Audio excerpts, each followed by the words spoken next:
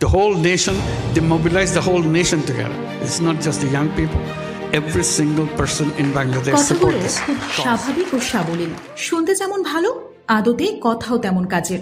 কারণ গায়ের জোরে চলা বিশ্বে আর মিনমিন করে লাভ নেই, কথা বলতে হয় জোর দিয়ে, কাজ করতে হয় সাহস আর দাপটে। এখানে কেউ কাউকে জায়গা ছেড়ে দেয় না, জায়গাটা করে নিতে হয়।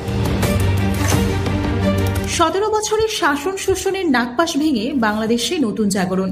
হাজারো বুকের তাজা রক্ত ঢালা স্বাধীনতা এখন লাল সূর্য হয়ে হাসছে বাংলার আকাশে।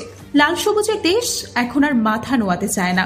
এখন সারা বিশ্বের বুকে জাগ্রত জনতার বাংলাদেশ এক নতুন বিস্ময়। এই বাংলাদেশ শান্তি চায়, তবে তার মানে এই নয় যে 24-এর সংগ্রামের বাংলাদেশ দাঙ্গাবাজ ও অশান্তিকামীদের দুয়ারে মিনমিন করবে।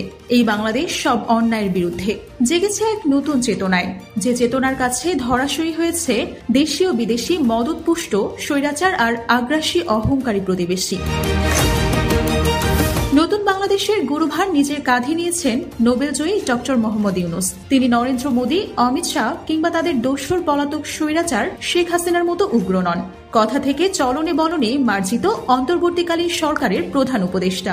তিনি কথা বলার সময় চেঁচান না, খিটমিট করেন না, তবে যা বলেন সেটা বলেনি। তার কণ্ঠে ঝরে দৃঢ়তা আর প্রত্যয়। তার শান্ত কথার তোড়ে দাঙ্গাবাজ সাম্রাজ্যে ভূমিকম্প হয়, তাদের গ্রাস করে অনাগত শঙ্কাময় ভবিষ্যৎ। এই যেমন ডক্টর ইউনূস সম্প্রতি বিমান বাহিনীর আকাশ বিজয় মহড়ার সময় বলেছেন, বর্তমান বিশ্বে চারদিকে প্রতিনিয়ত যুদ্ধের হুমকি থাকায় প্রস্তুতি না নিয়ে থাকা সম্ভব হয় না। তার ভাষ্য, অনেকের মতো আমিও যুদ্ধবিরোধী মানুষ। পৃথিবীতে যুদ্ধ হোক এটা কামনা করি না। যুদ্ধ প্রস্তুতি অনেক সময় যুদ্ধের দিকে নিয়ে যায়, কাজেই যুদ্ধ প্রস্তুতি নিয়েও একটা ঘোরতর আপত্তি।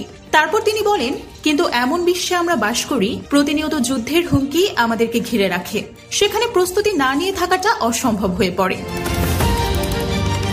সামগ্রিক বৈশ্বিক উদাহরণ টানতে গিয়ে প্রধান উপদেষ্টা বলেন, আমাদেরই কাছে ভারত পাকিস্তান যুদ্ধ শুরু হয়ে যাওয়ার মতো অবস্থার মধ্যে রয়েছে।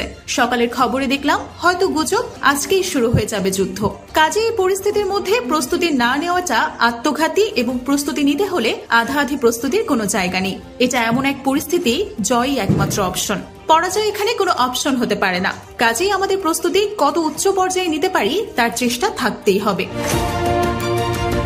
ব্যাস, ডক্টর ইউনূসের এই স্বাভাবিক ও সময় উপযোগী কথাতেই ভারতের বুকে শুরু হয় ধুকপুকানি। চোখের কোণে আশঙ্কার মেঘ। গদি মিডিয়ায় ঝাঁপিয়ে পড়ে মোদি বান্ধব এক বালতি খবর নিয়ে। তারা বলতে থাকে, বাংলাদেশ কি তবে ভারতে আক্রমণ করবে? কেউ আবার আরো এক কাঠি সরেস। তাদের শিরোনাম হয় এমনই, ভারতের বিরুদ্ধে যুদ্ধ ঘোষণা করল বাংলাদেশ। এ যেন সেই প্রবাদ কথা, চোরের মনে সবসময় পুলিশ পুলিশ। কুটচালি মাথায় আসে না কখনো ভালো কোনো চিন্তা। বাস্তব কথাকে তারা এক অলিক কাল্পনিক রূপ দিতে মরিয়া। নিজের নাক কেটে তাই চলে পরের যাত্রা ভঙ্গ করার চেষ্টায়। দিল্লির চরিত্র পাড়া বেড়ানো কুটনো ব্যক্তির মতোই। রসিয়ে কষিয়ে এক গল্প বানাও, তারপর চাউর করে সারা তল্লাচে। অথচ নিজেদের লেজে আগুন লাগিয়ে অন্যের কাঁধে দায় চাপানো ভারতের পুরনো স্বভাব। বোলতার বাসায় ঢিল ছুঁড়ে কামড় খাওয়ার পর দিল্লি এখন দোষ চাপাবে ঢাকার কাঁধে। কাশ্মীরে পাকিস্তানের তাড়া খেয়ে এখন তারা ঢাকাতেই দেখছে সব আতঙ্কের ভূত, কিন্তু আসল ভূতটা তো দিল্লির মাথায়। অসুস্থ মগজে তারা সবাইকে অসুখী দেখতে চায়।